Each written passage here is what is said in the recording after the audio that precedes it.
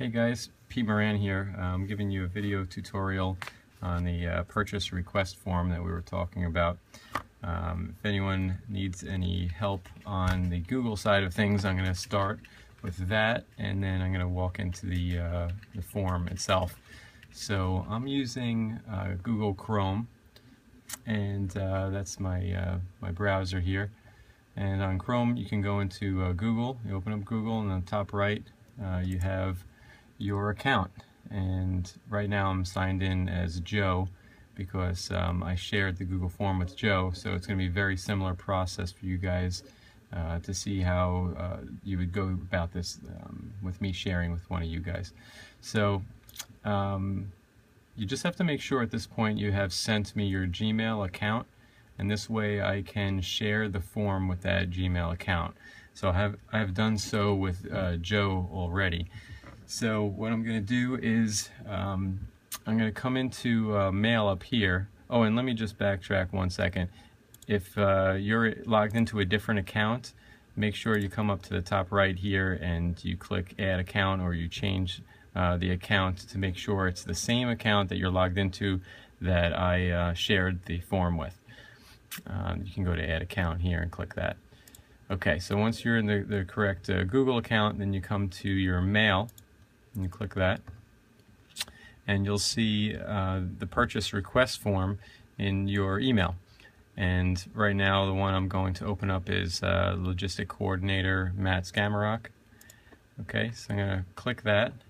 The form, the email is actually going to open like this, but we want it to open a little bit differently, and so we're going to click this little link here called Fill It Out Online.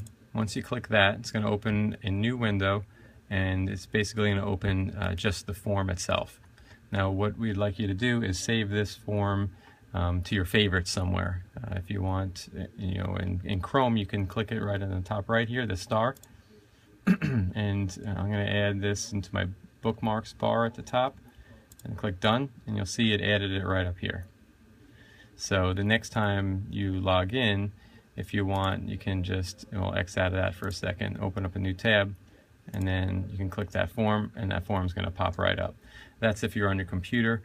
We can get it set up on your cell phones where you just click in your drive on your Google Drive on your phone, and this form will pop up that way as well. So what we'd like you to do is fill out a couple of these entries here, and then at the bottom, when you're done, we're going to click this Submit button, and it's going to be completed at that point. So you have a request date here, and we're going to put in today's date, 12/31/2014. You're going to select your name, whatever market you're in, and let's say we want to do a Home Depot order. So we're going to put in the vendor, we're going to put Home Depot, and then you'll notice the stars next to these as well. That means they're required. You have to fill out that information. And the only other star is the item 1. You have to put at least one item in here, or else there's no point in making the request. So all the others are optional if you have multiple items that you want to put in. So you'll add, let's say we want to do hay bales. We're going to actually first, we should do the count. Let's say we want to do 20 hay bales. Okay, and we're going to put in the SKU number. I'm just going to make one up right now. And it should just be entered like that. If you have multiple items, let's say you want to add staples as well. You can say 2 boxes of 3/8 inch staples. And you looked it up on the Home Depot website, so you know the SKU number, is that, let's say. And if you only have 2 items, if you have more, then you would just continue adding items here.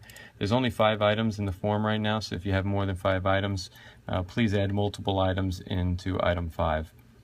If there's a delivery cost, you'll just add this delivery cost down here that you're aware of. Let's say it's $200 for delivery.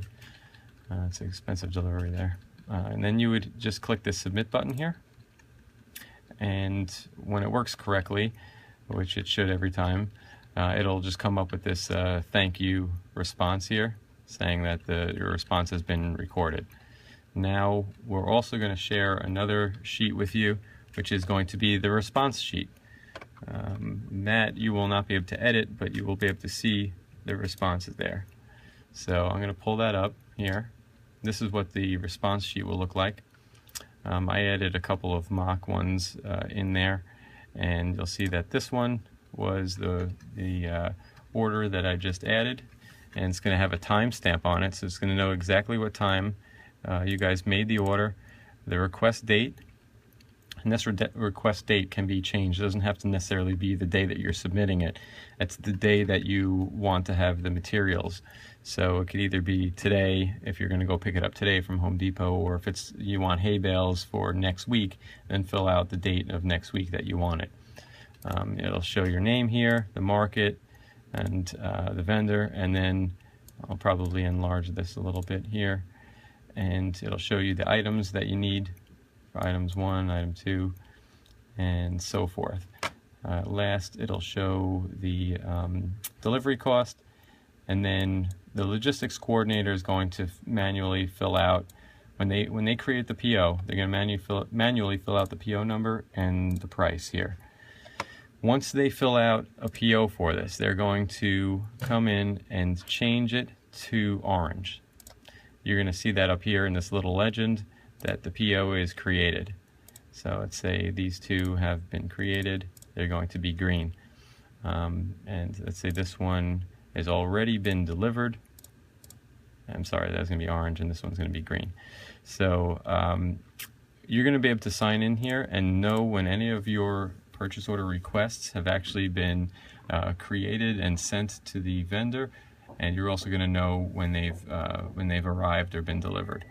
And you'll just sign in here, and you should really have to do a minimal amount of communication with the logistics coordinator. You can just communicate through color, and that's what the point of this is. That you just want to know without calling up, let's say Tim or Matt or Anthony, and say, oh, let me just go see if that has been input already. You can sign in here and just go and look at the color. If that line item is still white, then you know the PO has not been created yet. And you know, if the time is going pretty long since you created it and it's still not been entered as a PO, then you might want to question the logistics coordinator. Say, hey, I entered a PO. This is very important. Can you put that, or entered a request? Can you enter the PO as soon as possible, because we need the material on site? So that's basically how the response form works. You guys will not, only the logistics coordinator will be able to manipulate this form. You guys, as being the FQMs or FSMs, will not be able to manipulate the form. You're just going to be able to view it, and that's important because we don't want anything to be changed on here and get kind of accidentally moved around. So basically that's how the form works, and that's how the spreadsheet works. And if anyone has any other questions, then please give me a call or email me, and we'll go over it a little bit further. And that's all I got for now. Thanks, guys. Bye.